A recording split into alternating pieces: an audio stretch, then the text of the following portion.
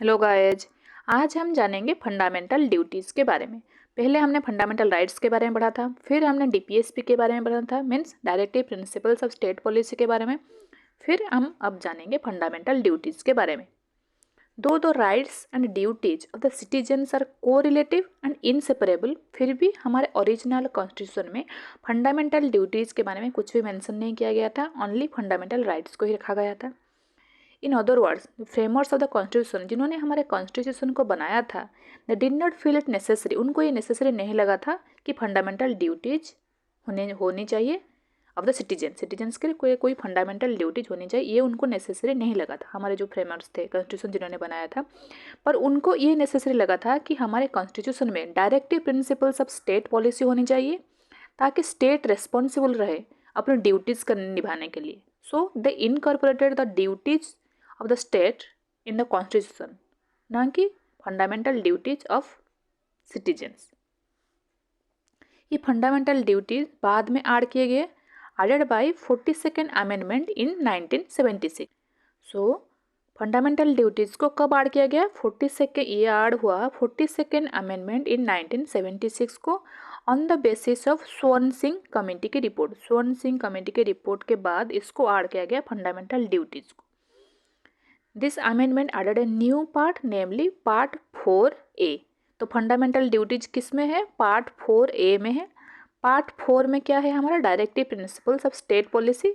तो part 4A में है फंडामेंटल ड्यूटीज, याद रखना। पार्ट 3 में है फंडामेंटल राइट्स, पार्ट 4 में है directive principles of state policy, and part 4A में है fundamental duties. Though the Swaran Singh committee suggested to incorporate 8 fundamental duties, उन्होंने सजेस्ट किया था 8 फंडामेंटल ड्यूटीज होने चाहिए, पर एक्चुअल में 42nd अमेंडमेंट के द्वारा 10 फंडामेंटल ड्यूटीज ऐड किए गए। तो याद रखना, स्वर्ण सिंह कमेटी ने 8 फंडामेंटल ड्यूटीज कहा था, पर बाद में ऐड किए गए 10 fundamental duties. Presently there are 11 fundamental duties which are contained in article 51A। पहले 10 था, फिर बाद में 2002 में एक और फंडामेंटल ड्यूटी ऐड किया गया।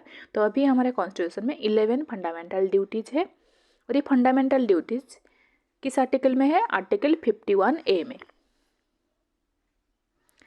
आर्टिकल 36 से 51 तक हमारा directive principles of state policy है, एंड आर्टिकल 51A में है फंडामेंटल ड्यूटीज। तो हमारे फर्स्ट फंडामेंटल ड्यूटी क्या है? To avoid the constitution and respect करना है, एंड नेशनल फ्लैग को भी रेस्पेक्ट कर देना है, एंड नेशनल एंथेम को भी रेस्पेक्ट देना है। ये हमारा फर्स्ट फंडामेंटल ड्यूटी है। सेकेंड है to cherish and follow the noble ideas of freedom fighters, जितने भी हमारे फ्रीडम फाइटर्स हैं उनके आइडिया को फॉलो करना, रेस्पेक्ट करना, ये है हमारा second fundamental duty. Third fundamental duty क्या है? टू अपहोल्ड एंड प्रोटेक्ट हमारे इंडिया का सॉवरेनिटी, यूनिटी एंड इंटीग्रिटी को बचाना और उसका रेस्पेक्ट करना, ये भी हमारा फंडामेंटल ड्यूटी है, थर्ड में है। एंड फोर्थ है टू डिफेंड आवर कंट्री, जब भी ज़रूरत पड़ेगी तो हमें अपनी कंट्री को डिफेंड करना, ये है हमारा फोर्थ फंडामेंटल ड्यूटी। टोटल पढ़ने की जरूरत नहीं है। टू प्रोमोट, फिफ्थ में क्या है? To promote harmony and the spirit of common brotherhood, and to protect the dignity of women. तो common brotherhood and to protect the dignity of women, ये है हमारा फिफ्थ फंडामेंटल ड्यूटीज। सिक्स्थ में क्या है? To value and preserve the rich heritage, हमारा country का heritage को बचाए रखना, उसको प्रिजर्व करना, ये है sixth fundamental duties. To protect and improve the national environment including forest, lake, river etcetera and the living creatures also, ये है हमारा सेवन फंडामेंटल ड्यूटी, जो कि है एनवायरनमेंट के लिए। एट्थ फंडामेंटल ड्यूटी है to develop scientific temper, humanism and the spirit of inquiry and reform, ये है हमारा eighth fundamental duty. Ninth fundamental duty है to safeguard public property and to abjure violence, ये है नाइन्थ फंडामेंटल ड्यूटी। 10 में है to strive toward excellence in all spheres of individual and collective activity so that the nation constantly rises to higher level, ये है हमारा 10th fundamental duties. खुद को excellent करना, हर चीज़ के बारे में जानकारी रखना, सो दैट हमारा नेशन भी आगे बढ़ सके।